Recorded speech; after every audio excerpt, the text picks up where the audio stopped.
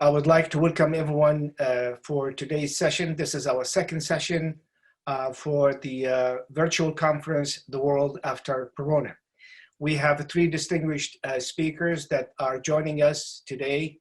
Dr. Yasin Aktay from Turkey, and Dr. Altikriti from UK, and Dr. Zahid Bukhari from the USA. And all three of them will be joining us today to give their reflections on what the world will look like after Corona. And we will start with the first presentation with Dr. Altikriti. The London time is close to iftar time, so we'll give him the chance to speak first. Each speaker will have 20 minutes and then 10 minutes of question and answer. And if they so desire to stay at the end of the session today, they are welcome to stick around, and we would entertain more questions from those who are joining us from the audience. With that, Dr. Altikriti, please proceed. Okay, Bismillah ar-Rahman ar-Rahim, Alhamdulillah, wassalatu wassalamu ala Rasulillah. It's a great pleasure to be with you today, and my thanks and gratitude goes to USCMO, my dear brother Usama Jamal, as well as my greetings to Dr. Yasin Aktay and Dr. Zahid Bukhari, as well as everyone who has joined this session. I will try in the next few minutes to talk along four main titles. The first being an overview. And I think that just before I entered this meeting, I checked the latest figures by the World Health Organization. We have till now touching on 4 million cases around the world, confirmed cases of coronavirus around the world, and almost 275,000 deaths from the coronavirus. And obviously we have tens of thousands rising on each level virtually every day. Now, the fact of the matter is that the time that we are going through right now is absolutely unprecedented. None of us can actually cast our minds back to, I don't know, 50, 60, 70 years and recall anything of this magnitude. Now, obviously, there are those who lived probably they recall the Second World War and its ending. But the fact of the matter is that what we are enduring right now is something that is expansive, that has touched all corners of the world, that has touched every single country or every single nation to varying degrees, obviously. And basically, it's something that humanity, mankind, does not have an antidote to, does not have a treatment or a cure to. And for that reason, we can safely call that these times are absolutely unprecedented. The fact of the matter is that a world that is built upon a thriving economy, that people moving around, upon social mobility, is a world that has come to a standstill. It is almost as though the reset button has been hit and the entire world has come to an absolute standstill. So on that particular level, one can, first of all, I think, go into quite expansive illustrations and descriptions of the situation that we are living in. Each and every one of us, in wherever country, whatever city we're in, can give their own sightings and their own observations of what they see in terms of something which is unique to the time and the challenge. But I would suggest that we have to accept, and the term that is now being used is the new normal. We have to accept that this is so significant that there will be an impact on virtually every level of our lives, in terms of social behavior, social interaction, in terms of our economy, in terms of politics, diplomacy, security, priorities of spending and economy and the such. All these will be impacted and affected one way or another. But I would like to focus on a few of those many things that we can spend time talking about. And the most important part of this is the fact that, who amongst us ever could have predicted. And, you know, I'm someone who is engaged in global strategies, for instance. But none of my cadre, none of my colleagues, as brilliant as they are, as you know, well known as they are, none of them could have predicted anything of the like. So, you know, in terms of you know, where we are, what's happening right now, and what we can look forward in terms of the projection or forecast or the such, this is something which is absolutely new to all of us. However, none of us could have predicted that the biggest industries in the entire world come to a standstill, an absolute standstill. None of us could have predicted that global unemployment rises by 15 to 20, in some cases to 30%. As it has over the course of the past few weeks.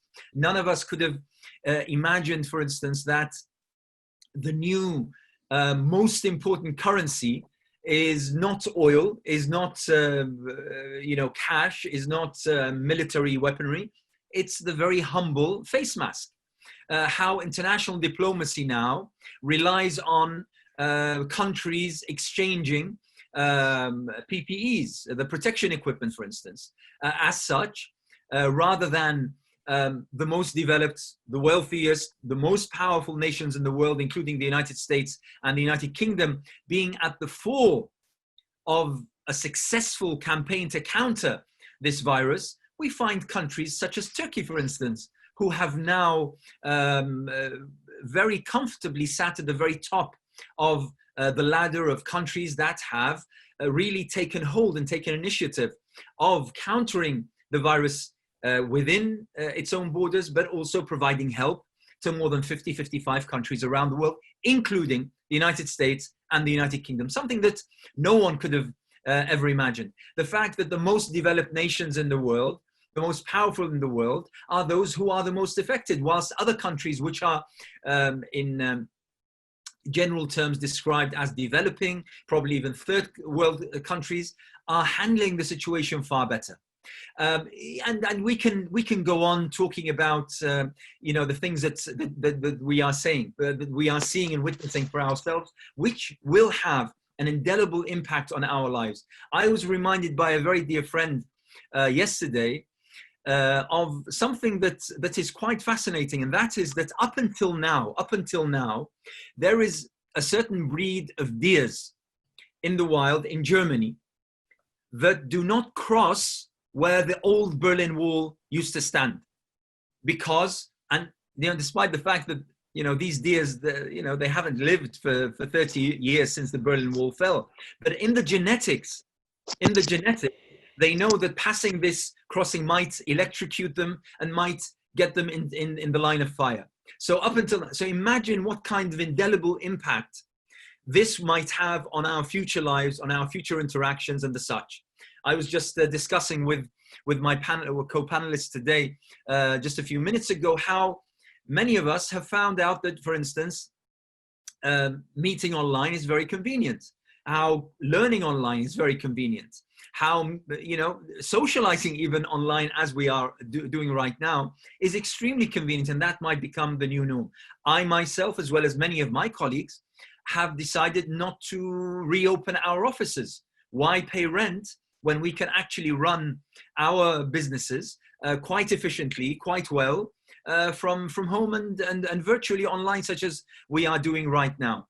So, you know, again, we can talk about these impact, these sightings, these phenomena that we are all seeing, witnessing, experiencing ourselves, and predict and forecast how that will have an impact in the future.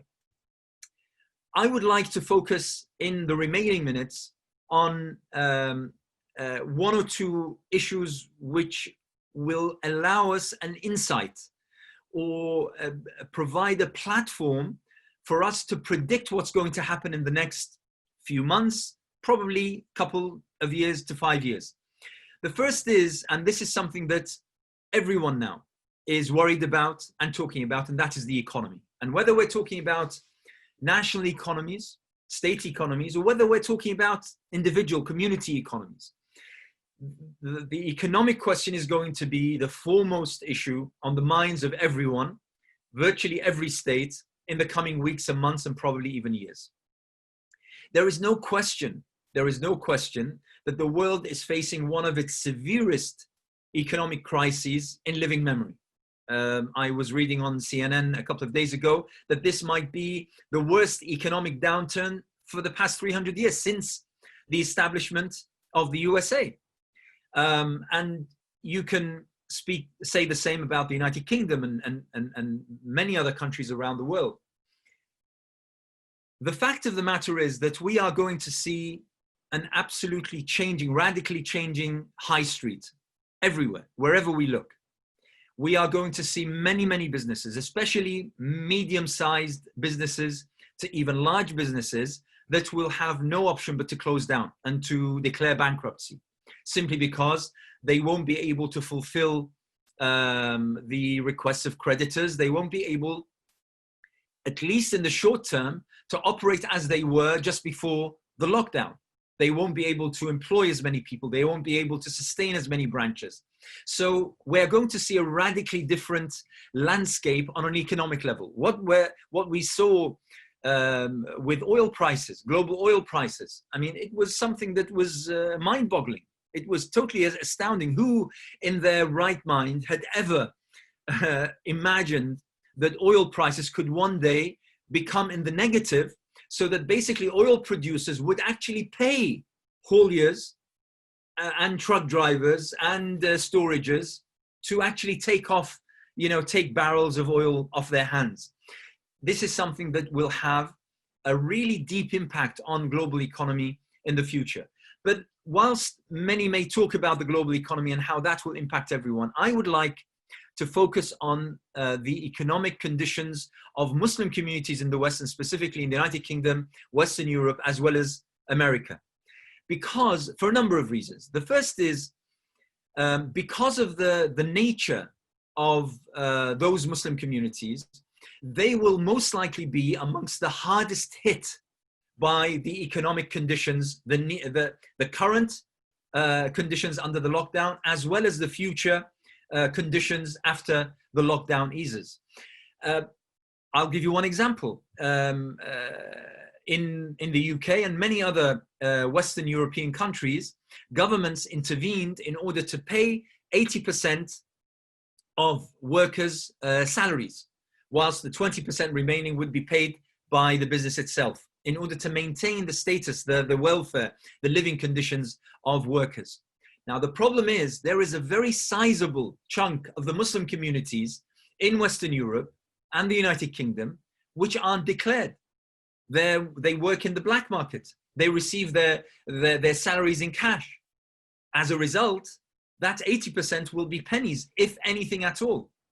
Many people whom I know, for instance, their employees, they're not declared, and therefore they have no right to claim any of that 80% government subsidy. And you can talk about this in length and about how this will impact families who haven't been paid for 2 months, 3 months. How will they pay rent? How will they pay for food? How will they pay for education? How will they pay for anything?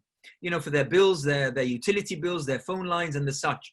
This will have an indelible impact and a long-term impact on the conditions of families and small communities. Also on this, the crisis that is now apparent to all of us is the crisis of our mosques, Islamic centers, community centers, and charities. During these days of Ramadan, it was well known for year upon year that the Muslim community would actually pay in donations, in sadaqat and zakawat and the such, far more than any sector of most European countries. In the UK, for instance, for the past 4 or 5 years, Prime Minister after Prime Minister has come out after Ramadan congratulating the Muslim community on being the most generous throughout British society. Now, mosques don't have an income. Mosques have been closed down for 2 months now. And we all know that most mosques, their income is generated by the daily donations as well as the Jum'ah donations, the Friday donations. So now most mosques don't have an income. They haven't had an income for the past 2 months. I've heard of several who have let the imam go, or the mu'adhin go, or the caretaker go because they can't pay salaries. I've heard of many that are now considering shutting off a part of the prayer space in order to maybe rent out an office space or maybe some residential lettings or the such in order to generate some income which they don't have. So this is going to be something that I think will be a game changer for the Muslim community in the next few months, probably even longer than that. Many mosques will not be able to sustain themselves. The debt that they have fallen under has been quite substantial. And this is going to be an issue and a crisis for the community as a whole. Add to that the charities who used to rely on Ramadan to actually collect the bulk of their annual revenue, now have virtually none, apart from the online kind of platforms, but they have virtually none. And bear in mind that now everyone with a little bit of cash or spare change is worried about the future. We don't know how long this will take, and therefore I don't know when I'll be able to trade again or work again or gain income again. It's a huge, huge problem for everyone. And this is something that we need to absolutely make sure to generate new ideas, creative ideas. We need to get our youth engaged in order to find new ways, new methods, new narratives in order to generate an income for the future. I would like to finish with a few things, specifically talking on a global aspect. I'm talking now from the UK. We've just left the EU, but the fact of the matter is that the EU itself is now in peril. As we have seen, because of the utter failure of virtually every single state, but to varying degrees. Germany may be a little bit better than France, France may be a little bit better than Italy and Spain, but still, generally speaking, there has been a failure on every single level of states and governments to actually deal with not only the outbreak itself and how early or late they responded, but also to providing the equipment necessary in order to deal with the pandemic. And therefore, when we find the Italian Prime Minister coming out and speaking publicly and quite angrily about how the European Union did not help Italy, how you hear from the Serbian Prime Minister, for instance, how the EU was merely a dream and a mirage, and it did not come true simply because their only friend turned them out to be China and Turkey. You know, when you hear about these things, you realize that the EU itself is in peril. Not just in economic terms, but also in terms of how could this entity, how could this alliance, how could this economic bloc, which for a European we know, it interferes with everything, with the size of bananas, with the weight of apples, with the shape of the mobile charges, every single small detail of our lives, the EU has a say, has its own criterion standards and standardizations. But on something like the coronavirus, a matter of life and death, it couldn't come up with a cohesive policy and plan where all countries would either lock down, not lock down, altogether, so that it makes sense. But what happened was, unfortunately, because of the absence of this leadership, each country decided on its own. So we have the countries that absolutely locked down. We have other countries that did not lock down at all, such as Sweden. And we have the countries who meddled somewhere in between a lockdown, between a non-lockdown, like the UK, for instance. And everyone suffered as a result. The main questions, the big questions that are being asked, my dear brother, and this, by the way, can have a long-term impact on US-EU relations, on EU impact in various hotspots around the world, especially the peace process in Palestine and various other issues such as migration, such as, loads of issues that we don't have time to talk about. But the fact of the matter is that there is, and I will end on this, the fact of the matter is that there are serious questions now being asked. And we need to be, as Muslim communities in Europe, in the US, and North America, we need to be part of these discussions. The most important questions are being asked. The models of state and government simply prove that they do not work. When at a time of crisis, at a time of a threat affecting all our lives, taking away our dearest, governments failed to act appropriately, timely, and sufficiently. What does this mean? I have now been in several conversations, some on high levels, close to the foreign ministry, for instance, where people are saying, well, we are democratic, liberal models of state, but we fail to deal, with something that pertains to life and death. When we find other states that are more centric, such as Russia, such as China, who actually dealt with this far better and far more efficiently. So does this mean, the question is, does this mean the democratic liberal modes of society are fine and proper when things are normal? But whenever we have a crisis, it's far better to have a centralized system where the prime minister appears on TV, makes an order, and then everyone follows suit and no one argues and discusses. People are asking, how on earth can we claim to be rich nations when 70% of society started to suffer when one paycheck failed to arrive through the post? Just one. 1 month without an income, 70% of society started to feel that they were suffering. How could we describe ourselves as being rich when we are in such situation? And there are many. Now, what is left for us is firstly to understand the depth and the expanse of this. Secondly, to project and forecast within our localities, as well as throughout our countries, as well as on a global level. What will this mean for the future? The fact is, most will say that the world before Corona is going to be totally different from the world that is emerging after Corona.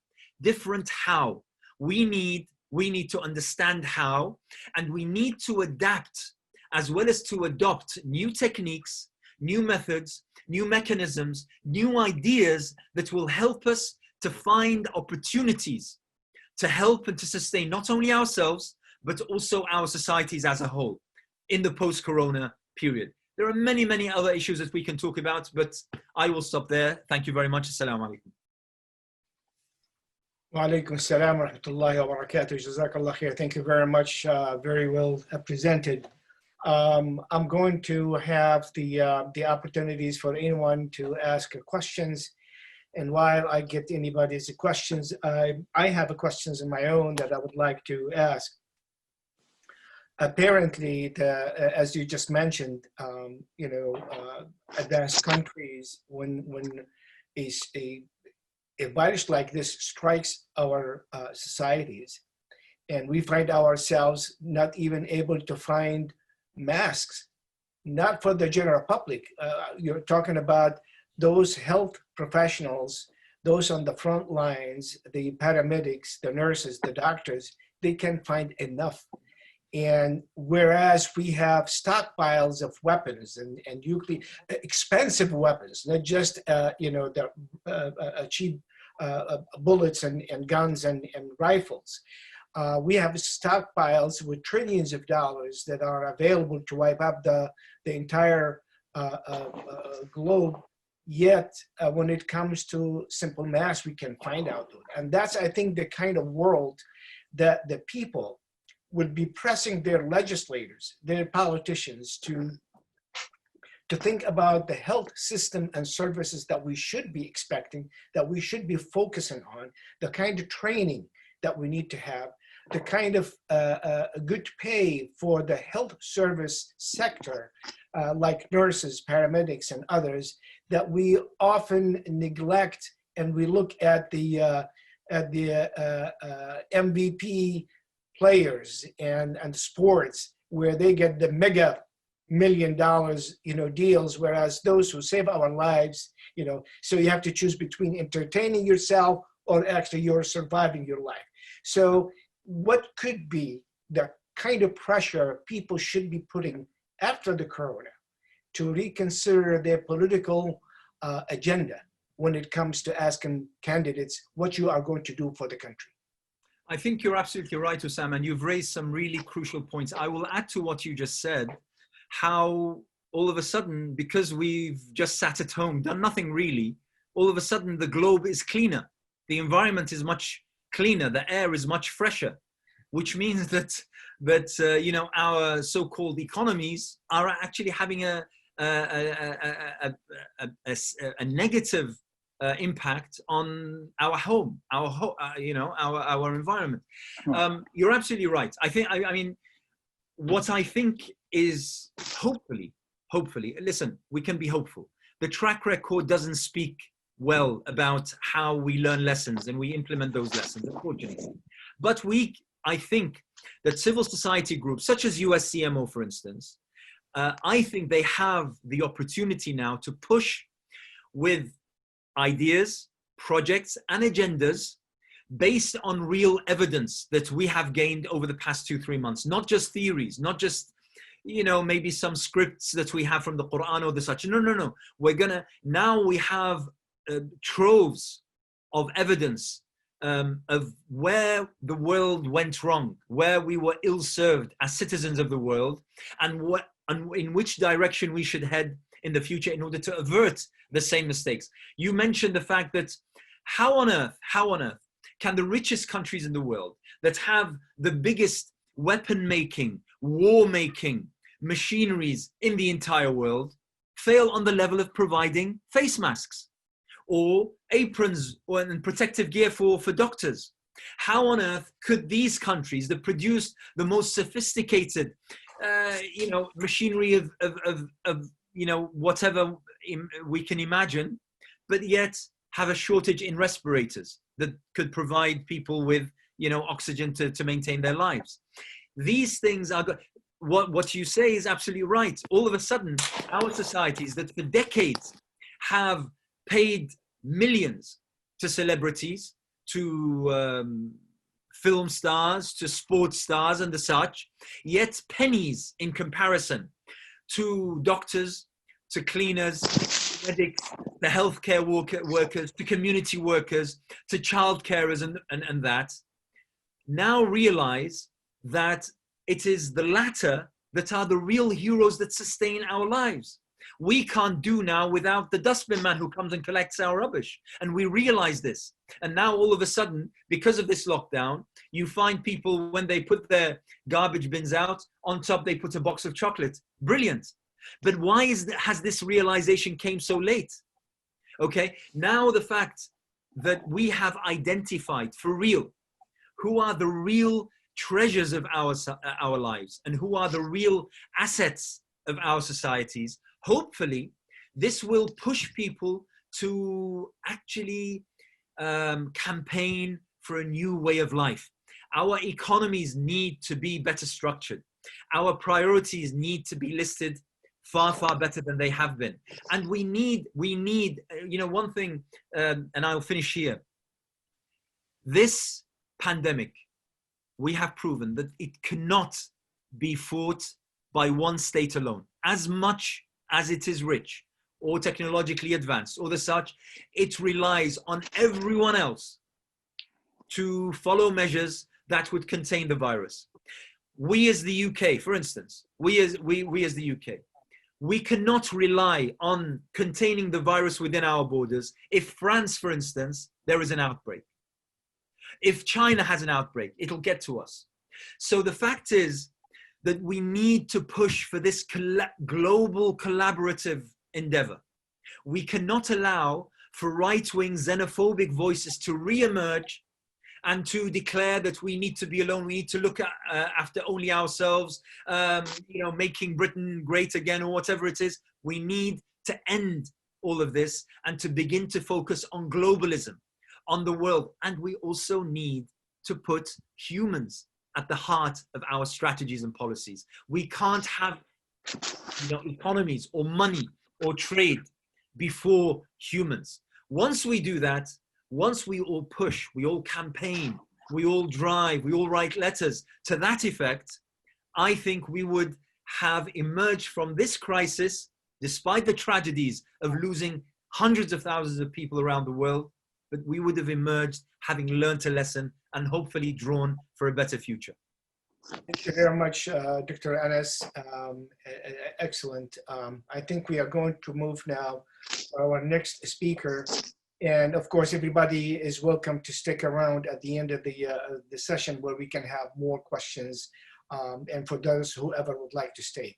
Now we move on to Dr. Yasin Aktay from, I believe, Ankara, Turkey.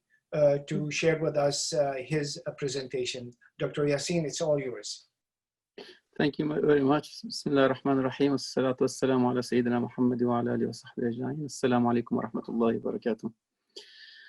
Thank you, brother Anas Altikriti. It was a very excellent presentation regarding the United Kingdom in the face of this coronavirus crisis. I would like to present the picture of Turkey, how it looks from Turkey and how it's experienced from Turkey, although it is this is very exceptional and really very exceptional experience of the world. Now, thanks to coronavirus, now we are really knowing, we are aware of what globalization is. We were thinking about globalization in terms of its facilities, in terms of its advantage, or in terms of the possibilities and the facilities that it was presenting us. But now we are all experiencing it, or in terms of very real experience, which is uniting all the world without discriminating anybody, without making any privilege to any country in the world. Even if to compare, it is privileging the poor countries rather than privileging the developed countries. And now we are witnessing the very tragic things that from the developed countries' point of view, that this coronavirus is now the most developed countries are mostly suffering from that crisis. But coming to Turkey, of course, it can be, as mentioned with brother Anas Altikriti, it can be said that this is a problem in the world under one of the rare countries that Turkey was not crushed. And Turkey, coronavirus led the fight against the epidemic process in a very successful manner so far. And although it's a country that receives tourists from all over the world as a tourism country, you know, every year about 40 million tourists are visiting Turkey. And you know, we have a one of the most the biggest airports has recently been opened, and this is symbolizing how Turkish economy is based on tourism mostly, of course, not only on tourism, but there is a very good industrial production, agricultural production, and many products of Turkey are being exported abroad. But the tourism still is holding a very important part in Turkish economy. And it has carried out the process with the least loss so far, alhamdulillah, more successfully than any other country in the world, thanks to the early measures it took. In addition, it has already organized and applied 1,400,000 tests, coronavirus tests, and treatment of all cases out of these tests, which were reaching about 140,000 cases of coronavirus now diagnosed in Turkey, and while organizing and the treatment of all these 140,000 people were treated free of charge by the government, and while organizing millions of free mask distribution to the citizens, while Ustad Anas Altikriti also mentioned about one product or one thing that is not most valuable in the more than dollar, more than oil, more than anything, more important is masks, and Turkey has the opportunity, the chance to distribute to its citizens without charge, I mean, for free. Tens of thousands of students coming from abroad also who were abroad for some visits in many other countries. When they came to Turkey from abroad, they were quarantined in student dormitories and hosted with all their needs for 40 days. And these also free of charge. this was a very, very excellent organization, very undoubtedly. In addition to this, nearly 4 million people who were unable to take bread to their home were given cash because of the curfew restrictions applied. Tax debts of companies that were badly affected by the process were postponed their debts, and a significant portion of the employers were given credit from the credit guarantee fund. And this was very important step taken in order to diminish or to diminish the price of that and to make it shared by many, by majority of the people, of course. Turkey, while serving its citizens in this way, let me say also that everybody is witnessing now, and Turkey became very prominent, that Turkey's government also appeared to be prominent in helping other countries also in the process of sending medical aid to nearly 70 countries too. Some of these materials were sent for grants and some for a price, of course, but among the donated countries are the United States, Italy, England, United Kingdom, and Spain, and many of the Balkan countries, as well as Somali and Kazakhstan, Libya, Syria, and many African countries. And these also were for donation, I mean. Thus, Turkey, according to the population and national income of countries that for years the title of being the world's top humanitarian aid was demonstrated once again on this occasion. And that was to mean that Turkey for many years was the first country, I mean, the most important country, which was, I mean, introducing this humanitarian aid. It was not occasional, it was not casual, but it was not accidental. It was because of its very character. This situation is undoubtedly Turkey also has interests in this way until the foreground, and Corona post-Corona process, and creates a natural virtues in the world itself, and seems to have a hand in bringing him into a target, I mean. And Turkey, while I wish brother Anas Altikriti was here, he left us, I think, for iftar at that time, and it is the iftar time in Britain. And you know, we heard many criticisms within, or some discussions, disputes within United Kingdom about receiving help from Turkey. This was, of course, they were asking help from Turkey, but this was creating, was provoking some national feelings, sentiments, and people were somebody were not happy about receiving. That has many cultural, many historical reasons for this, of course, but it is very interesting, and it's very important, I mean, to mention this. And this has had some reflections upon Turkey also, and that we have also very strong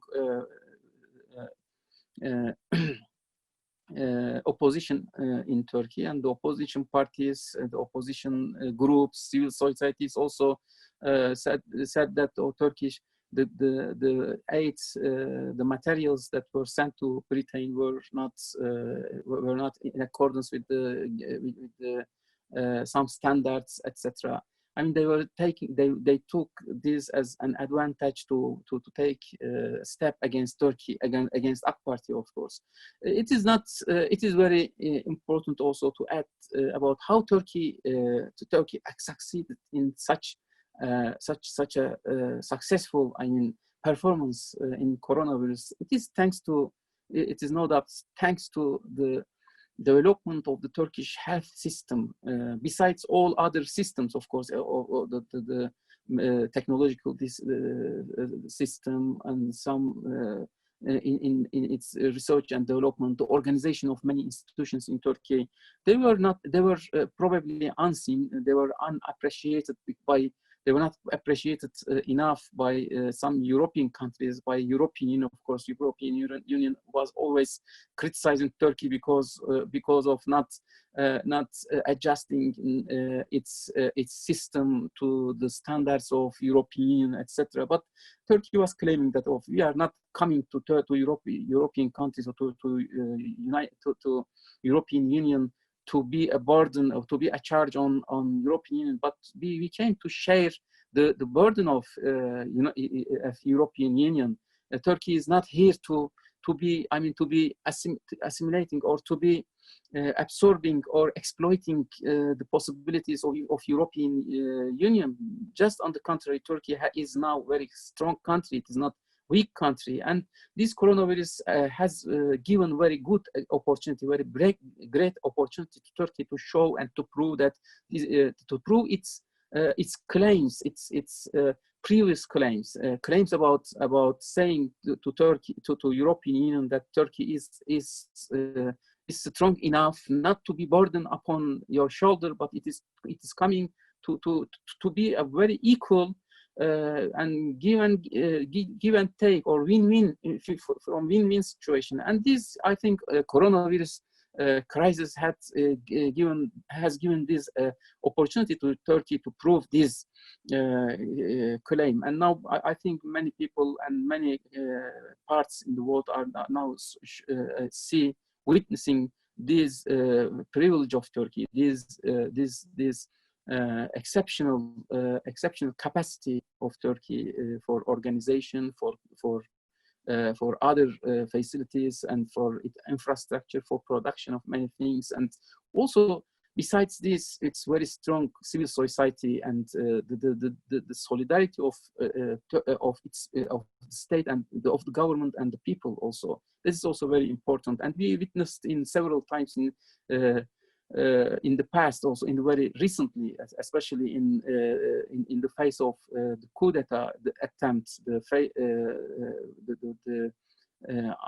unsuccessful coup d'etat attempt in 15 July 4 years ago. You witnessed, and all the world witnessed, how the solidarity of the citizens of Turkey were defending their democracy against the plotters.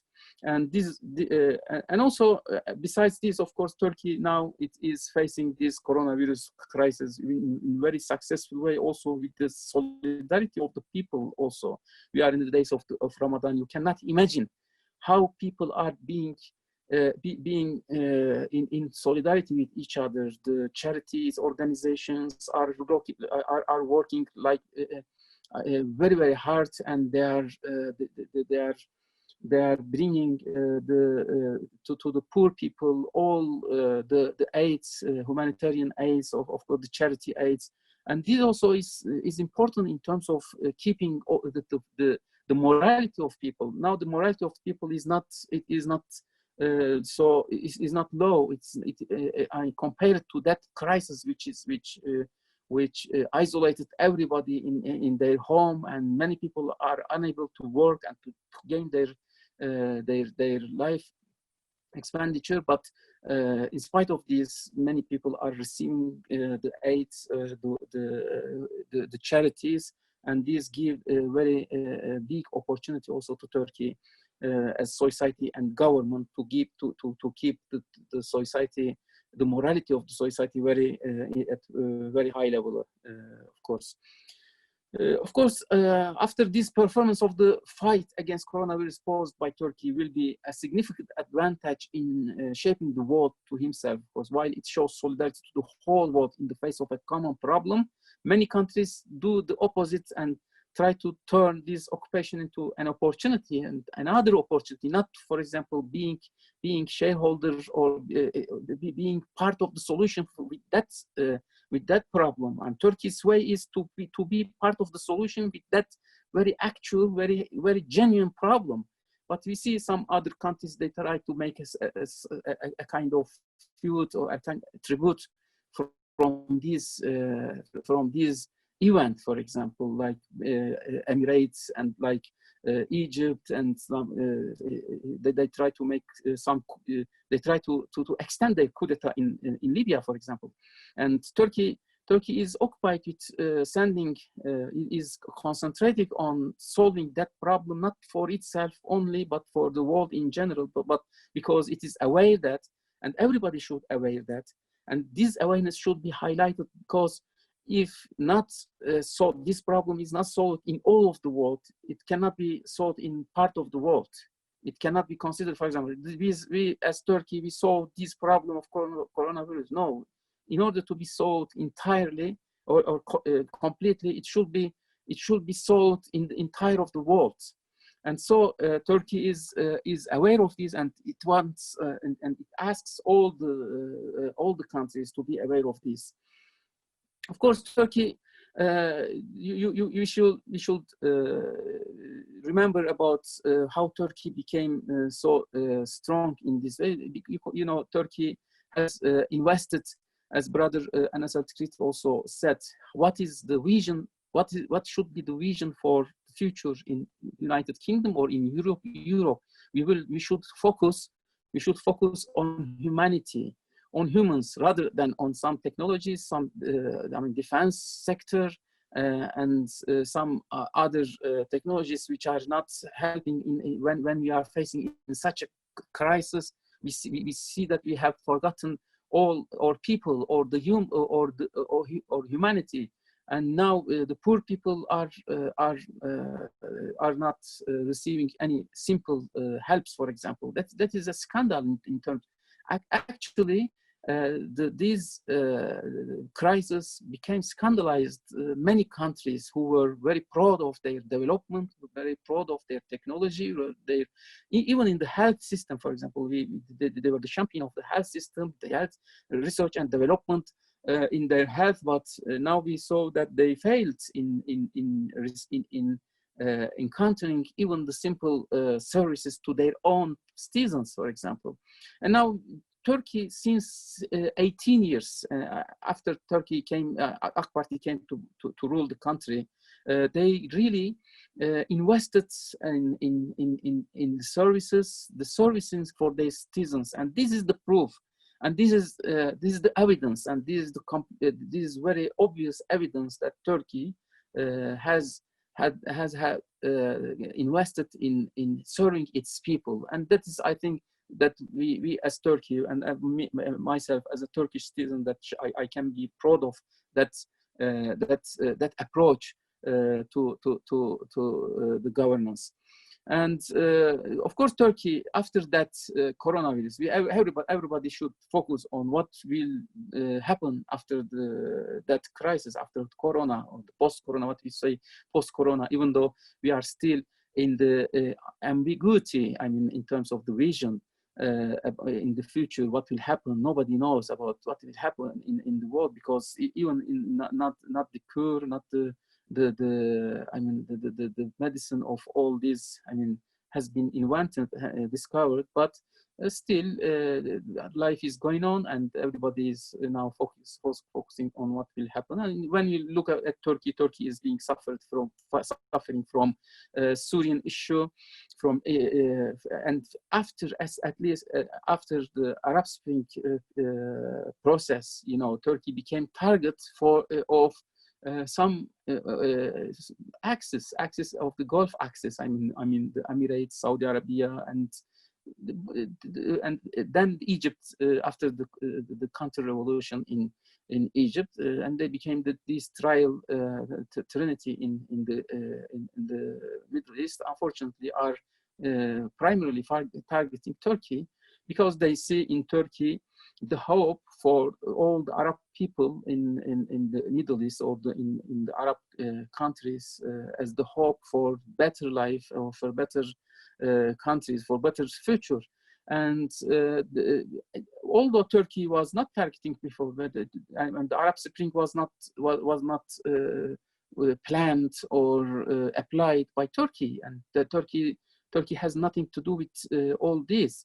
The Arab Spring happened, whatever happened, and the people. But after this, we saw a very natural, I mean, affinity, a sort of elective affinity between Arab people, the Arab Spring countries, and Turkey.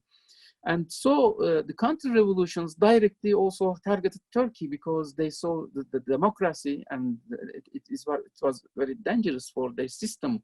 The system they were prevailing and they were maintaining in the Middle East was being threatened.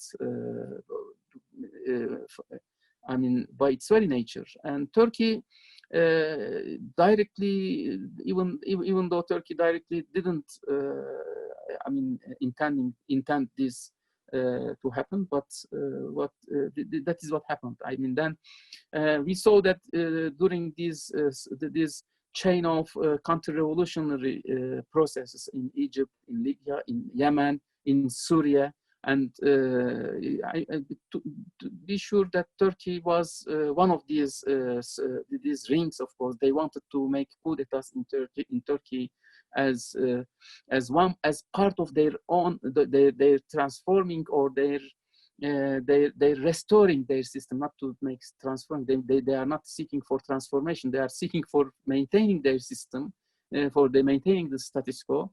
And the major threat for this status quo is Turkey. Turkey is the center of democratization in the Middle East now. Even though they try to identify Turkey with Ikhwan movement, it is very rubbish. I mean, it is because of their demonization and their propaganda. Turkey is not interested or it is not. Turkey's interest is not with supporting any group in the Middle East. Of course, Turkey is in its own way in democratization, and also, of course, it is something which the human rights violations in the Middle East is important for Turkey, and Turkey is concerned about this, and Turkey is trying to build a new Islamic world wherein the Muslim or the human rights are protected, human rights are being accelerated, and is appreciated, and no violation of human rights would happen. And that is one of visions of Turkey. But Turkey, in order to achieve this, is not interested in interfering to any countries inside, I mean, internal affairs. But you cannot convince anybody for this, and they try to demonize Turkey, and not only to demonize Turkey, they directly, we have many evidences in Turkey that they try to make and to extend their coup d'etat system, their coup d'etat status quo in Turkey also. And we know that this was to happen by way of by popular demonstration, public demonstrations. I mean, in Gezi Park events. You remember 7 years ago, and when they and it was very simultaneously. It was simultaneously happening in the Egypt. I mean, with the coup d'etat in Egypt. It was in June 2013, and unfortunately, they achieved it. They were successful in revolting the legitimate government in Egypt. But Alhamdulillah, in Turkey they couldn't achieve, thanks to Tayyip Erdogan's leadership. Of course, was very important in this. But they didn't stop, and just 6 months later, they tried to make another coup d'etat by way of judicial coup d'etat, and that was much more dangerous, of course. Alhamdulillah, again, thanks to the leadership of Tayyip Erdogan, they couldn't achieve, they couldn't attain their target, and then they tried several times, even in direct, also in 15 July, 4 years ago, there was another coup d'etat, but they couldn't. But all these coup d'etats were they were supporting. I mean, even either in their media organizations or in their direct, I mean, financing the opponents of Turkey. Even Fethullah Gülen, who is now in Pennsylvania, for example, was being supported by Emirates, and there was very obvious evidence about this, and there was very obvious connections about this. And also we can say, and now you know what happened in Egypt. Egypt. Time, Dr. Yasin. Okay. I can stop here. Just to mention about Turkish by titles only. In Turkey now is occupied with to keep its own rights in Mediterranean, and it's acted a good agreement with Libyan legitimate government, and also Turkey is occupied in Syria. Also, the Syria situation is giving some very dynamic process. But during this dynamic process, Turkey is now very is because of its new advantage. It has many new advantages, even either diplomatic advantages or technological advantages. Also, Turkey is much more self-sufficient in terms of defense technology now, and from many respects, Turkey now is after the corona in many dossiers or many files which are being transmitted from the past will be more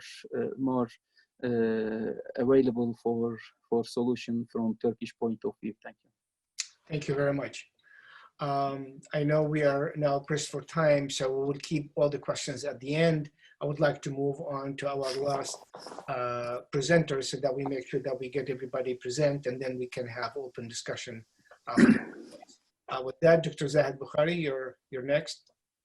Okay, Bismillah. Nahmadu wa nusalli ala rasulihil kareem. A'udhu billahi minash shaitanir rajeem. Bismillahir rahmanir rahim. Thank you very much. Thank you for the previous two presentations. It's very wonderful, mashallah. I learned a lot, and especially from Turkey. That not only they are exporting Ertugrul, they are also exporting a lot of medical supplies to all over the world. So it is wonderful, mashallah, all those, inshallah, details. What my topic is post-coronavirus pandemic, a search for a just and balanced world. So it is very interesting that as soon as coronavirus started, and I saw in America the different think tanks and different journals, policy journals, they started talking about post-coronavirus. Like Foreign Affairs, they published an article, Foreign Policy published an article with interviewing 12 social scientists or scholars. Kissinger wrote about that.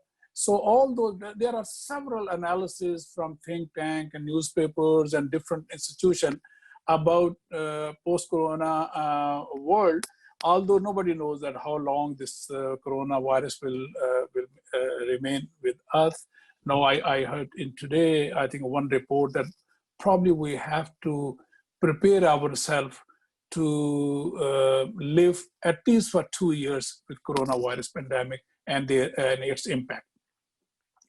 Those analyses are basically, there are like secular, geopolitical, geoeconomical analysis.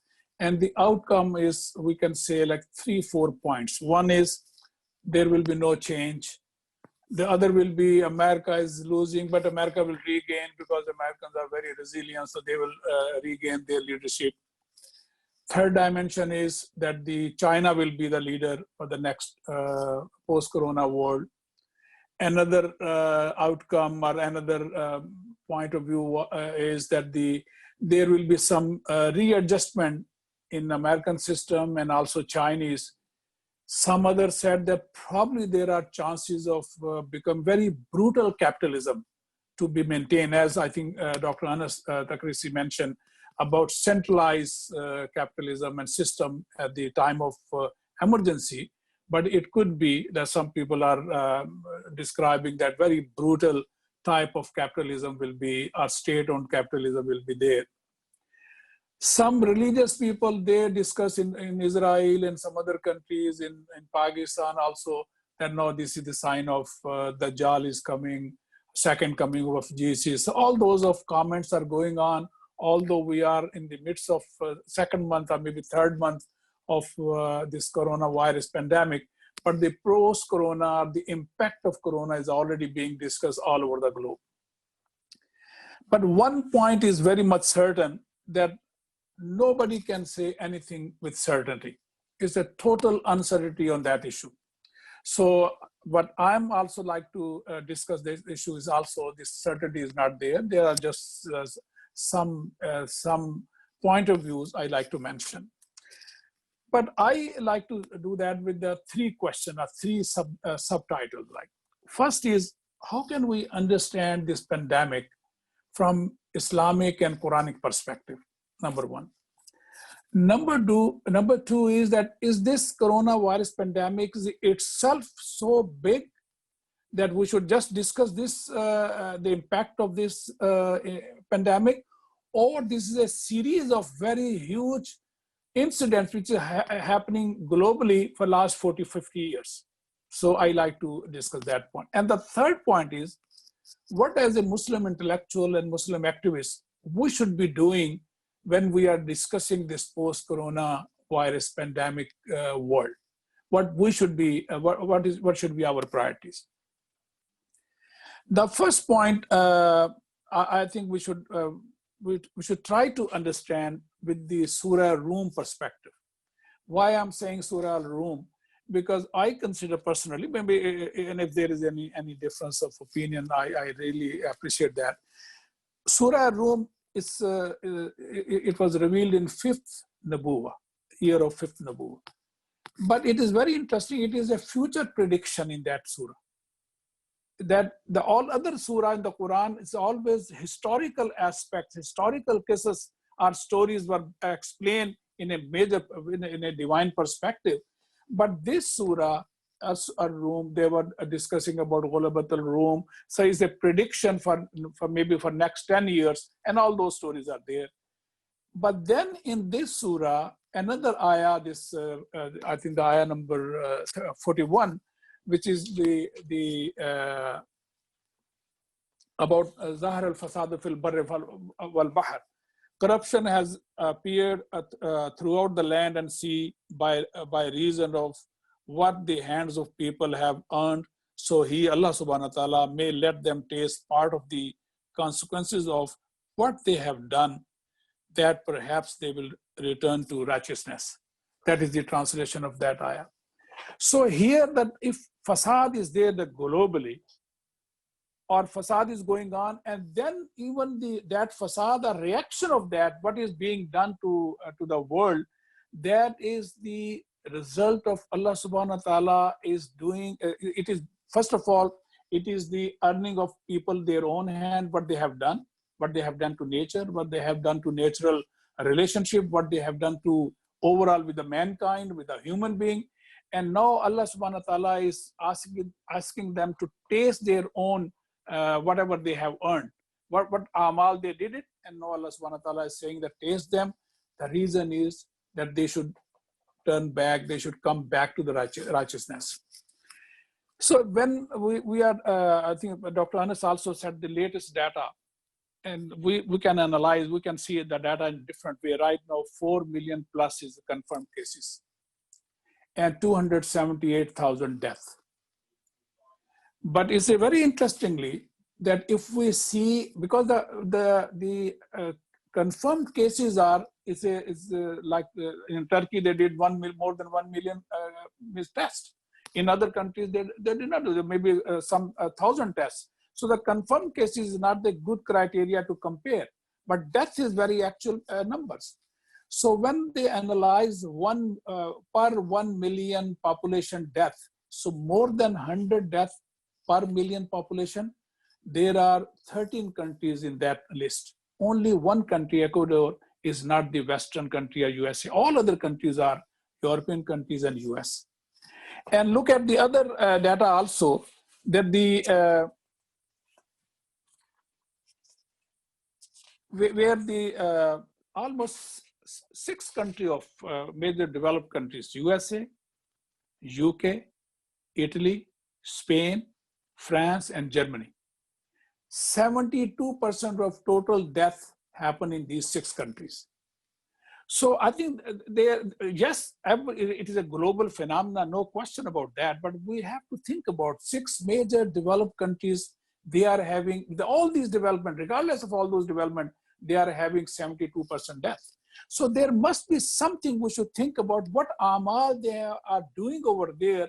Now the Allah subhanahu wa ta'ala is asking them to taste what they have earned and taste that all those miseries, so they should come back to righteousness. I think in 90s, American scholars, they got together, some thinkers, some businessmen, they got together under one of the academy established by Eisenhower. And they discussed, maybe 1 week discussion, they crystallized that the 4 issues American exceptionalism could not resolve. One is the racism, one is economic inequality, one is family breakdown, and 4th is the position of religion in public place. We can add 2 more issues, that this is the imperialism of the West and the USA, where they are, especially after September 11, they have killed people all over the globe, especially in the Middle East. And the 6th issue could be what we have been doing with environment, with our only the ecological mess we are creating. Those issues are there, where we are. I think the first thing is, I think the Western societies, and this is if we can see that, I think in early 20th century, they started from Renaissance. They said, I think it was accepted that the religion and faith should not have any concern with public policy, and should not have any concern with the development of the society. So they divorced religion. They buried God very proudly. I think it was published in the newspapers several in decades ago, that God has been buried and there is no relation with the religion, with the development, and human intellect is only enough to resolve all those human miseries. I think that issue now, I think it is haunting the whole the liberal capitalism. And by the way, it is capitalism all over the globe, maybe with 1 party, with 2 parties, with multiple parties. It is capitalism all over the globe. And one discussion was also very interesting in the newspaper and in different, that the conservatives are saying, Heritage Foundation, that only capitalism will save the America from the coronavirus pandemic. And some other discussion, though, it is end of capitalism with this virus is showing us. Though that debate is over there. But my point is that I think that there are those trends where the religion has been divorced, and it was accepted that the faith and religion has no concern, no connection with public policy, and God has no role, divine guidance has absolutely no role in the development. That is a one issue. The other issue is also with the nature what we have done. The racism, and the basis of racism, the people are being killed everywhere, and they don't care because they are not white. They don't care about that. Right now, it's a very amazing thing that the America has more than 78,000 killings. Already people are died with the pandemic, more than Vietnam War. In Vietnam War, 10 years, American died, I think maybe more than 55,000, but no, 55,000 people. Now more than 78,000 died. In September 11, 3,000 Americans died, and they created havoc all over the world, and especially in the Muslim countries. But now 78,000 people killed, and they could not identify who's the enemy is. Right now, some talks are going on from the White House, China virus, and something like that, but nobody is accepting that. So those points are very much needed. We need to have more discussion on that. What could be those amal of these nations when Allah subhanahu wa ta'ala has some tipping point on that issue? And I will raise that issue also, that especially the relationship with the equation with men and women. I think the society is here. They have disturbed that fully. And not only disturbed, it has been accepted by the society, accepted by the Supreme Court, and all those affairs, which is very much rebellious to Allah subhanahu wa ta'ala command. So I think that point need to be discussed.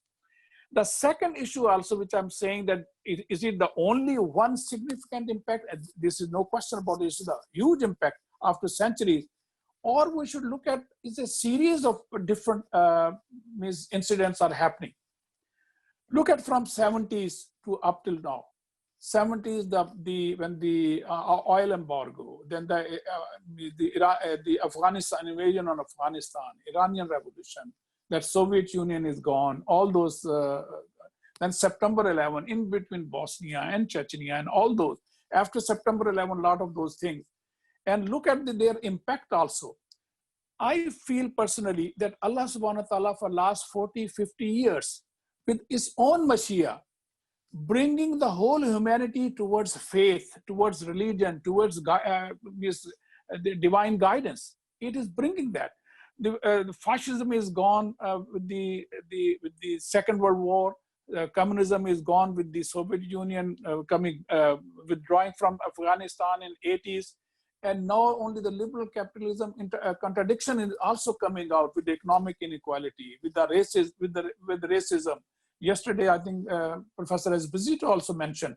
Overall, even these 6 countries, which I mentioned before, they are 8% of the population of the world, but they have more than 50% resources of the world.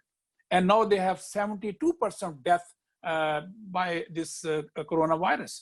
So what I think we should look at this point also, that all these series of incidents happening in the last 40, 50 years look like Allah subhanahu wa ta'ala bringing the humanity back to divine guidance, back to faith, and back to religion. I think for this point, I think that I will go to my third point also, that what Muslim intellectual and Muslim scholars and the activists, they should do that. And more than also, I think another point also I'd like to mention before going in, all those with analysis, we are looking at that I think the Secretary General of UN recently said the tsunami of hate and tsunami of hate and tsunami of Islamophobia is also going on in India, in Europe, against Muslims, against refugees, against Latino, against Black. That is also going on, still going on, and people are not learning. I think what we should do that, and this is our duty, I think we should think about that, but the issue will be how to explain that, how to state that unless we go back to our divine guidance or divine revelation, we cannot resolve the human miseries in the world. I'm glad, I think that right now, Trump asked for dua, a day of prayer recently, and now Pope, with the help of Azhar, there's a committee, and they are asking for global a day of prayer on May 14th. Here, MCC, National Council of Churches, with USCMO and other religious organizations, they also issued a small booklet of prayers in the time of miseries, time of pandemic. They also issued that. So that is fine. People are going back to making dua, to making to the God, and Pope and Azhar and all other Muslim leaders, they are asking for dua, especially in Ramadan, that dua or fasting and supplication to Allah subhanahu wa ta'ala, that please remove this misery from us, from the world, from the globe. But I think in Surah Yunus also, in one ayah, Allah subhanahu wa ta'ala is mentioned about the humankind, the nature of humankind. When they any misery afflicted over there, the men will start making dua, whether he lying or in the standing or sitting. But when Allah subhanahu wa ta'ala removed that misery, so he considered nothing happened. Nothing happened, absolutely not. It's a very, very wonderful description in that ayah. But I'm afraid that the humankind and the mankind will go again into that direction. I think as a Muslim scholar, Muslim intellectual and activist, our duty is we should remind that. And in reminding it that also, that it's not only making dua is enough. No, it's more than that. That we should, as Allah subhanahu wa ta'ala is saying, that Allah has sent all messengers with bayanat, also sent a book, a scripture and mizan. Why the people of faith should be maintained on justice. I think that is the need, we have to do that. So how it could be done? That if we say that the new phenomena, the global growth and development, the whole paradigm should be changed. We should present an alternative paradigm. that there should, and I think Dr. Anas was also mentioning that the emphasis should be on human being and emphasis should be on creator. Unless we focus on those two things, the guidance from the creator and the development of the human being and the growth of the human being and the facilities for the human being, other than weapons and ghalaba all over the globe, and having big army and having army in 200 countries and all those creating those weapons. No, the development and the growth target should be human being, and also should be focused around the divine guidance. For that reason, also I'm also working on that, just and creating a new index of just and balanced society, a just and balanced world, because we have to create new phenomena, new paradigm, new terminology. We have to create that, and not accepting the previous theories and previous phenomena of development and growth and capitalism. No, we have to present that how with the divine guidance we can focus on justice, we can focus on human being, and all these phenomena has to be discussed again. Either it should be local also within one country, but also within a region or within a globe. That is very much necessary. We have to think about, because I think this phenomena is giving that, as I'm saying, that Allah subhanahu wa ta'ala will last the 30, 40, 45 years, Allah subhanahu wa ta'ala is slowly, I think, coaching the whole humanity, bringing the whole humanity towards divine guidance, towards all this going back to future, towards this, the African, I think, intellectuals, recently they wrote an open letter to African leadership and asking them to create a new paradigm, focus on human being, their growth, their development. That should be the focus, instead of making, like some people could be very rich, or inequality. And that is, inequality is very much nature of the capitalism, as it was stated by many scholars. For that reason, maybe 1%, they have 90% people's resources. 90% people of the one population, they have less resources than the 1% of that country, as I think Professor John Esposito was saying yesterday. So I think that my concern, basically my dua, is also that if somehow, as a Muslim intellectual, we can create a new paradigm or create a new terminology with very much 21st century language, coming from very subtle way from divine guidance, focusing on justice, focusing on human being and his growth and his development. I think that is the major outcome of post-coronavirus pandemic we can think about, and we have to work collectively. Another, I think, the lesson from Surah Rum, I think Ambassador Ibrahim Rasool mentioned that the Surah Rum is also telling us making strategic alliances, because the way the same year Muslims were sent to Habasha, Surah Rum was revealed, and then next 10 years Rasulullah made Misaq Medina also, Hijrah also, and then Sulh Hudaybiyah. So all those things we should also making alliances with. It's not only Muslim. I think we should work with other faithful people also, maybe Christian, maybe Jewish, other faith people, those faithful, because the forces with anti-faith, anti-religion, anti-divine guidance are very organized and very forceful, a lot of resources.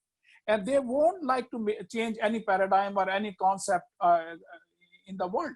But we have to work closely together, making that alliances. The faith should be not only faith should be part of the solution, and we should not only faith-based initiative, but faith-based solution are also needed for human miseries, for hunger, for racism, for poverty, for income inequality, for family breakdown, for any injustices. Faith-based solutions are needed, and we have to work together to present those type of solution, those type of paradigm to the world. I think that will be the wonderful outcome of this coronavirus pandemic. Thank you very much.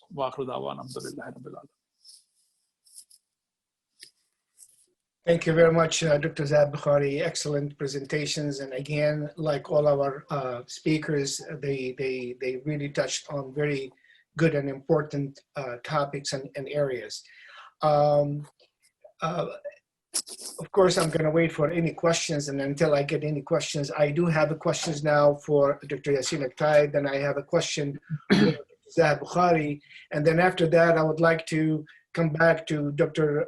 Altikriti and have another question, and kind of bring that discussions here. If everybody is fine to stick around after the time is over, we're here to have more discussion together on this topic. So basically, my question to Dr. Yasin Aktay is that now Turkey emerged during this coronavirus pandemic, became the supply of health materials, what we call the personal protective equipment, the ventilators. It has its own sufficient use, and been able to send out to countries in dire need, like Spain, Italy.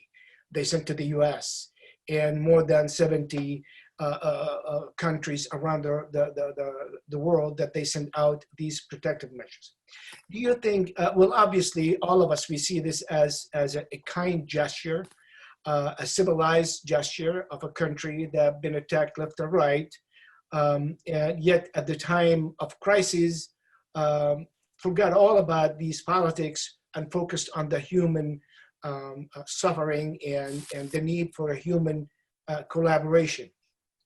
Do you think there's an opportunity for Turkey now to connect, let's say, with the European countries? Do you think that European Union would have a different thought about Turkey? It is a NATO member. It is relied on for any a global conflict, no matter how they are now trying not to be too friendly. But I think when it becomes serious conflict, the NATO alliance will start look to everyone that they are able to bring as a friend. Do you think there's an opportunity now to open a new page with Europe and with the rest of the world to know more about what Turkey is all about as a principled, as not just as politics? You have 5 minutes, and then after that, I have to move on to get another speakers a chance to speak. Please go ahead. Thank you very much for this question. Yes, I believe that these coronavirus, I tried to mention in my speech, that it creates many opportunities for creating many, opening many pages with many countries, not only with European Union, of course, but this capacity of Turkey, or this performance of Turkey to deal with that issue and to supply the needs of many countries in that way, of course, is an opportunity to make sometimes if to create something is very good opportunity to open a page.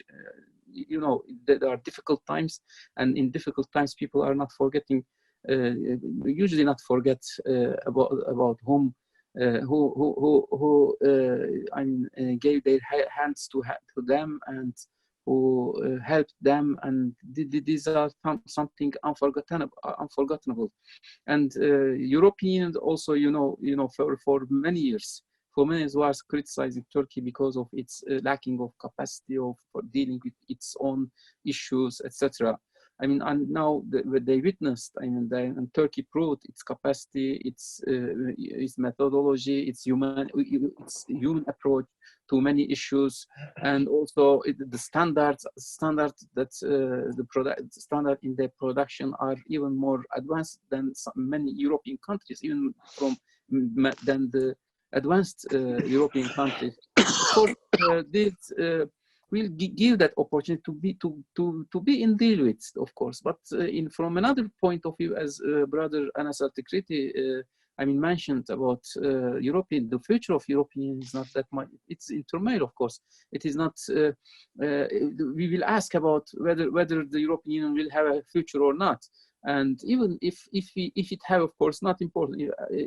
We are we are not, for of course, to be celebrating the end of European Union, or not in that, we are not in that position. Of course, we are hoping, of course, we are always open, and we will be open to be in solidarity or in agreement with many countries on many positive issues or positive approach to the world's problems. And we now, as a country, as Turkey, we are self-sufficient, alhamdulillah. I mean, we can say that with very proud, and we can say that Turkey is very self-sufficient in terms of, not only in terms of the capacity of production or production of self-fulfillment of its needs only, but also in the approach to their citizens. I mean, the humanitarian approach, the democratic approach to, and also the integrity of its people and the government, together with the democracy, and together with the opposition also in the country. I mean, there is an opposition also. It's not like, for example, dictatorship. There is unity.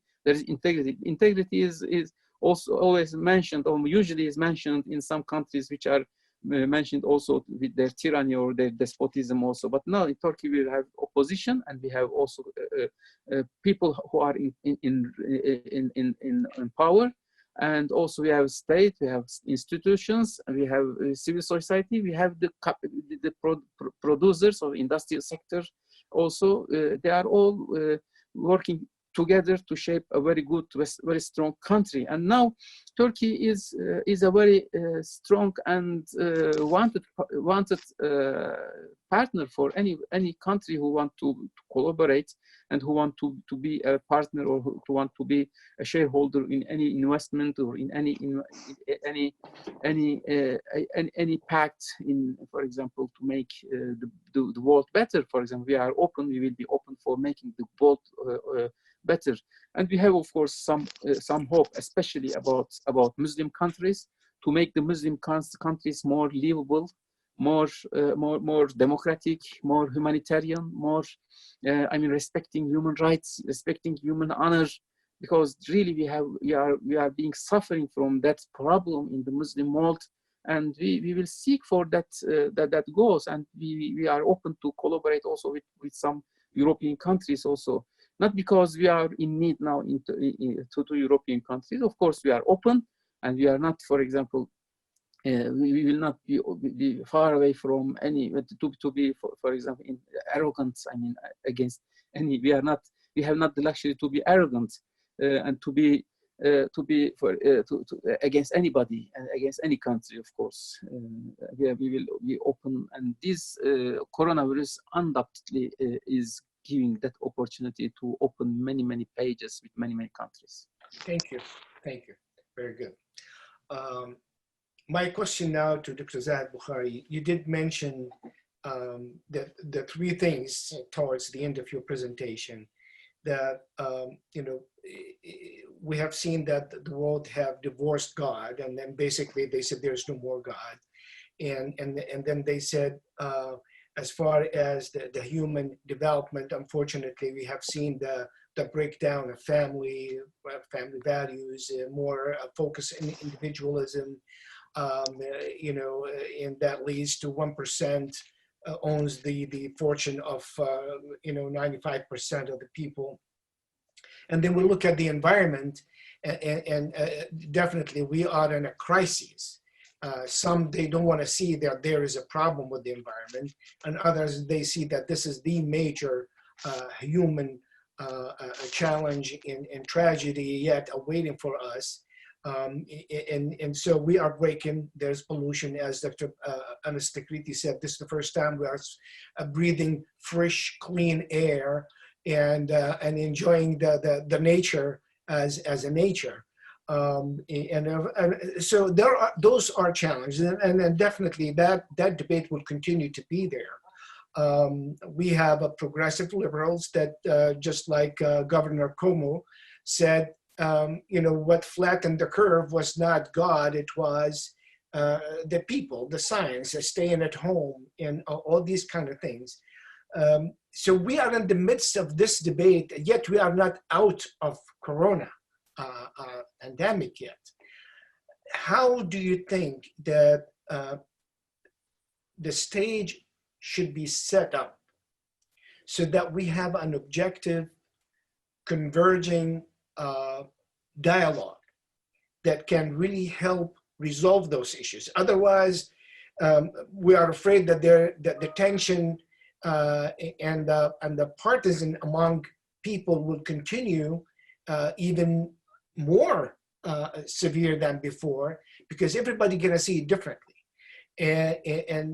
But humanity is suffering at the end, whether we're suffering from liberals, we're suffering from conservative, we're suffering from capitalism, we're suffering from communism. At the end, we have to come to common ground. Where do you see the opportunity that can exist to have a dialogue among the two extremes? No, it's a wonderful question. I think that the issue is it will not come right away. There is as you are saying, the Governor Cuomo in the midst of that, again denying that God has no role and only people can do that. The issue is that first of all, we should be cautious about that, very much thinking about that, how to present that. At the religious level, I think wherever we have dialogue, I think we should discuss that issue. That we don't want to bring back that issue of Catholicism or Catholic bishop is occupying state. No, we are talking about the Islamic perspective, Islamic experience, that first of all, the development, the growth should be focused on a human being. And it could not be possible without the divine guidance that we should do that. So that debate should start over there. Then we should also present, like, for example, this one index I'm working on, but I need more help in that. The just and balanced society. What is the proposition or hypothesis there? That whatever the ethno-religious or linguistic composition of the population, whether the reward system of that society or the punishment system of that society, that percentage is being maintained or not. For example, in America, India, and Malaysia, these are the three pilot cases we like to study. Here, whatever the ratio of blacks and Latino in the population, so whatever their reward system, the doctors or assembly or the Congress member, or the punishment system in prison, what is their percentage? Here, 26% their population, both groups, and in prison, they are 56%, 28% and 56%. In India, the same way, what they are doing with the Muslims, they are 18% or 14%, whatever the percentage. But in different universities, or even Lucknow, I was told that the Muslim population is 25% in the city. In Lucknow University, Muslim students are 3%. Same thing we can examine Malaysia also, where Muslims are majority. The point is, we should present those indexes and make it more universal. How can we do that? That's the collaborative efforts with the Muslim scholars and also non-Muslim scholars, the other faith scholars, and then presenting it maybe in the UN level or any other level, that we should try that. So I think the same way, now the African scholars, they mentioned those type of open letter, and I saw a lot of Muslim scholars' name over there, that the growth focus should be, a development focus should be human being. We should enhance that debate. I think it will take a lot of time, but wherever possible in policy circles here. But then we should also, for example, I will give one maybe very crude example. Our relief organizations, they are working unconsciously with the Western template, Western model template. What is that? That just feed the hungry a little bit, so maintain the hungerness or maintain the hunger people. No, I think the Islamic perspective is that it should be totally finished. So if the relief organization in the West, they can create that template, that maybe with some money, maybe 10 families or 20 families or 100 families, giving them so much help or maybe education or skill, that the hunger should be finished over there. They can claim that. So I think with those type of experiment, and then maybe when we sit together in another setting, we can discuss more that how can we create a template. One is conceptual, intellectual template. One is very practical template. One is very discussion template with other policymakers or religious groups, that they should think about that. The last 300 years, what they have proved. They have proved that without divine guidance, just depending on human intellect, they could not resolve the human miseries. Miseries are increasing. Racism, they have laws, lot of laws, but still the heart is not being changed. So for that reason, whenever there is a little incident, the very strong anti-Muslim, anti-immigrant comments and actions are coming out of certain part of the population. So I think we should raise that. We are having a very humble campaign, engaging faith in public policy. With we have started that campaign maybe a couple of months before with Quranic ayah or a hadith, and then the fact of American life. You are not a believer if your neighbor is hungry. This is a hadith, but then what is the American fact? 36 million Americans face hunger every day, and with coronavirus, several million more. So what we are asking is that start this debate, engaging faith in public policy. So that type of campaign, that type of conceptual and intellectual debate is very much needed. It will be a long road to travel, inshallah, but that is very much needed to bring back the humanity to the divine guidance and focusing on human and basically overall or that maintaining justice in the world. Thank you. Excellent.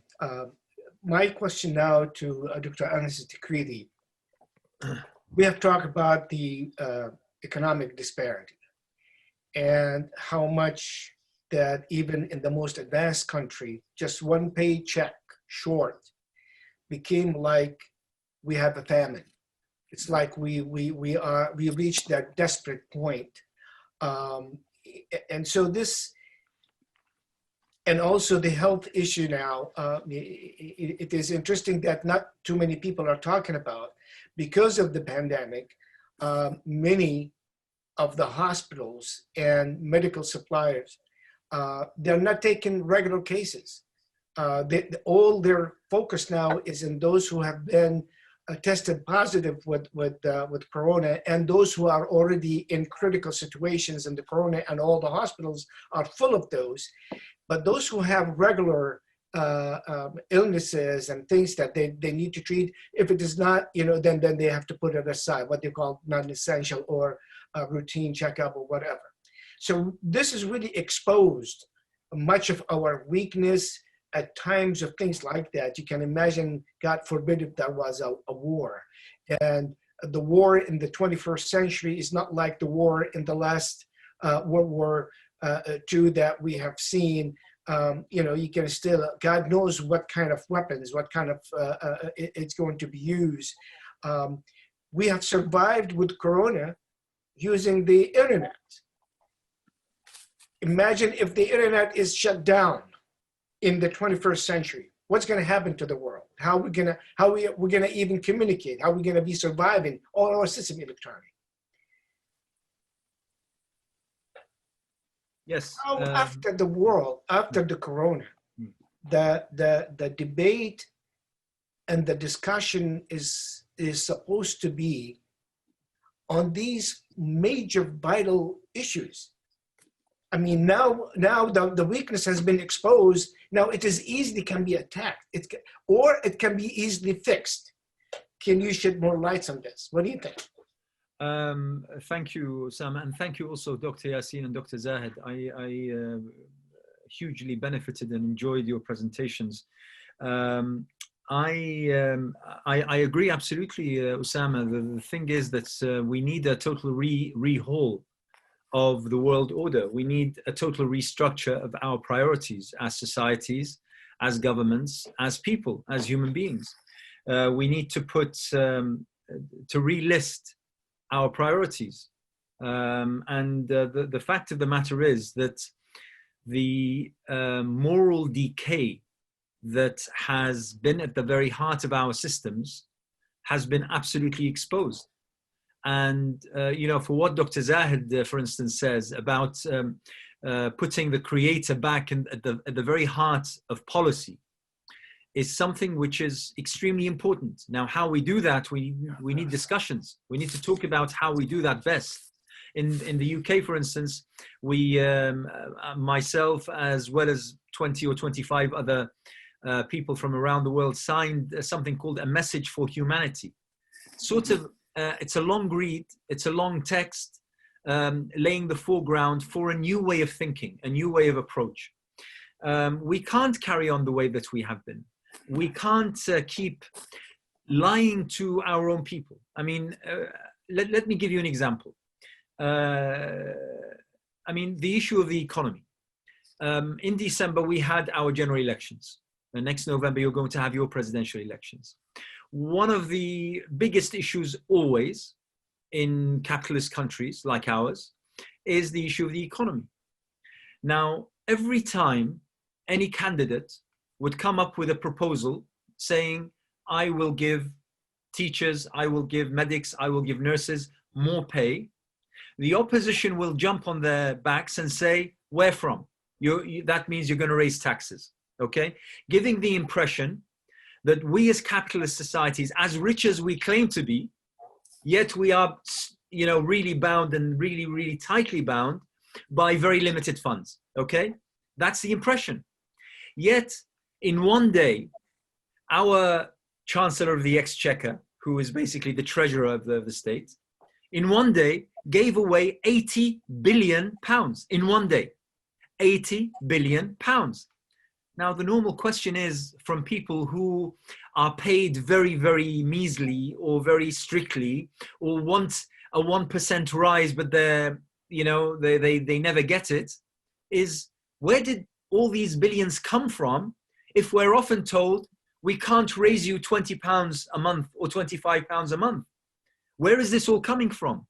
So people are starting to ask very deep questions. I gave some examples in my presentation about the questions people are asking about the reality of wealth, the reality of strength, the reality of power, the reality of advancement when it comes to the failure of the state to save people's lives, to provide masks for medics and health carers, okay?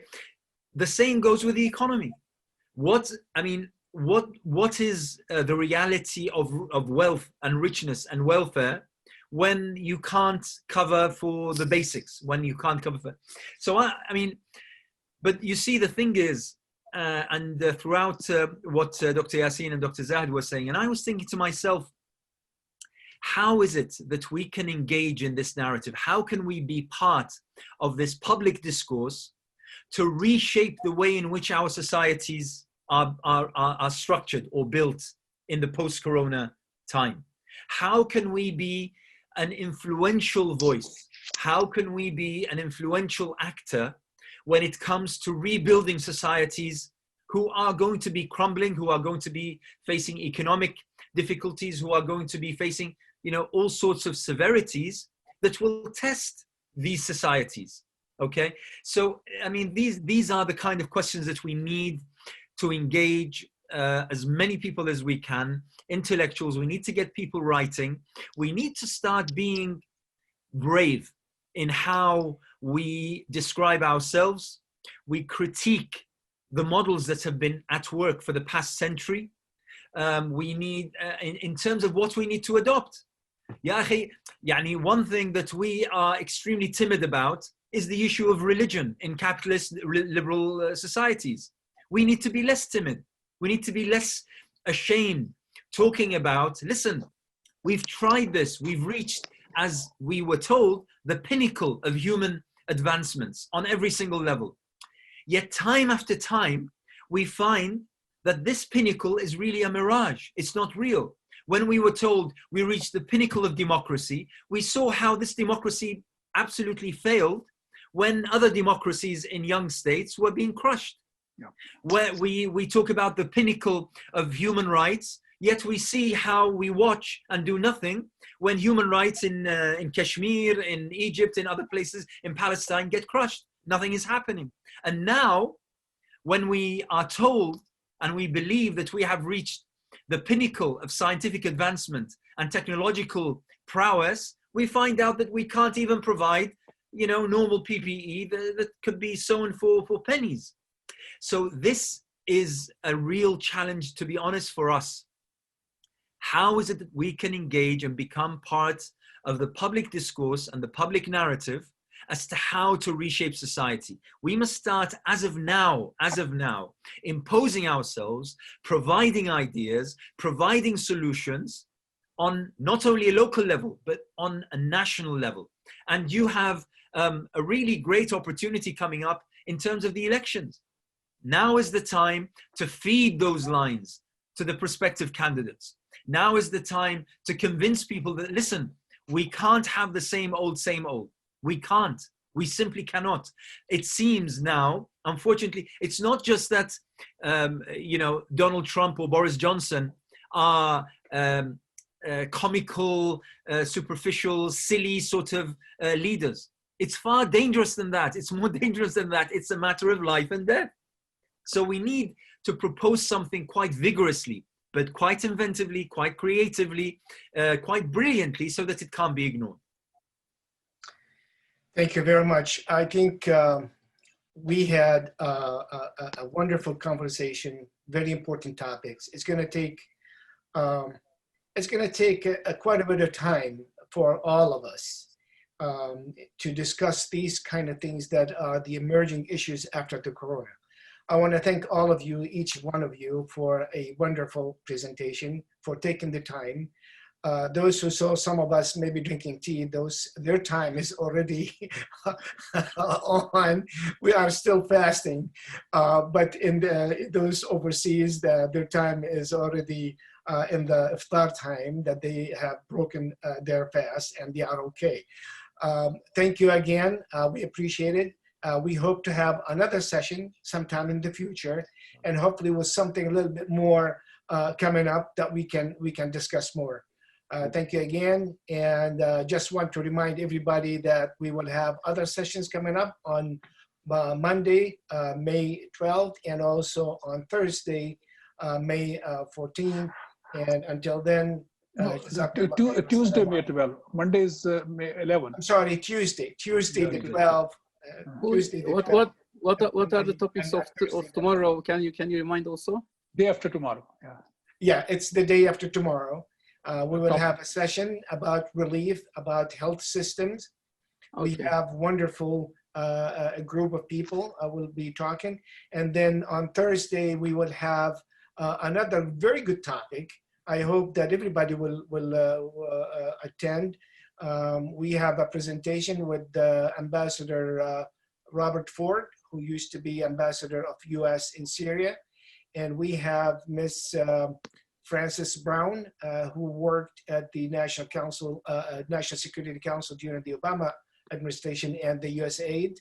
And we have also Dr. Amr Darraj, who was a former minister during the Mercy presidency. So we have a group coming up. That's on Thursday. That's on Thursday. About the same time, 3 p.m. Eastern time, 10 p.m. Istanbul time or Turkey time, and 8 p.m. London time.